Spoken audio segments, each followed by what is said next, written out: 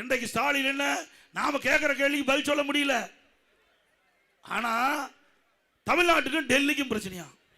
தமிழ்நாட்டுக்கும் என்னடா பிரச்சனை வந்து சொல்லு, என்ன பிரச்சனை வந்திருக்கு சொல்லு. டெல்லி இப்ப எங்க தேர்தல் நடக்குது? தமிழ்நாட்டில் நடக்குது. என்ன தேர்தல்? அப்ப சட்டமன்ற தேர்தலை பத்தி தானே பேசணும். டெல்லி எதுக்கு இழுக்கிற? இல்ல, அண்ணா திமுக பத்தி பேசுறதுக்கு ஒண்ணும் இல்ல.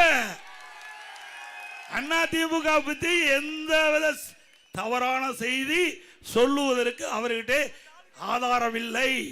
அதனால தமிழ்நாட்டுக்கும் டெல்லிக்கும், தமிழ்நாட்டுக்கும் டெல்லிக்கும் அப்பனும் மகனும் மாத்தி மாத்தி பேசுறான்.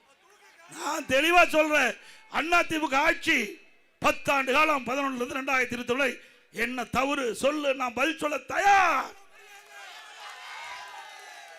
உங்க ஆட்சியில ஊழல் நிறைந்து மலிந்து கிடக்குது, ஊழல் நிறைந்து மலிந்து வழிந்து கிடக்குது. அதுக்கு பதில் சொல்ல வக்கில்ல. எங்களை பத்தி பேசுற நாங்க தெளிவா சொல்லிட்டோம். அண்ணா திமுக கூட்டணி அமைச்ச உடனே சொல்லியாச்சு.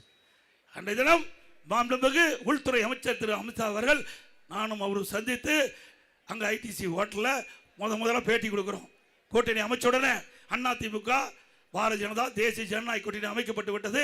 அப்ப மரியாதைக்குரிய உள்துறை அமைச்சர் அவர்கள் பத்திரிகையில் இந்தியாவில் அத்தனை பத்திரிகையாளர் வந்தாங்க, ஊடக நபர்கள் வந்தாங்க, பேட்டி கொடுத்தார். அப்பா அண்ணா திமுக பாரதிய ஜனதா தேசிய ஜனநாயக கூட்டணி அமைக்கப்பட்டு விட்டது. இந்த கூட்டணிக்கு அண்ணா திமுக தலைமை தாங்க.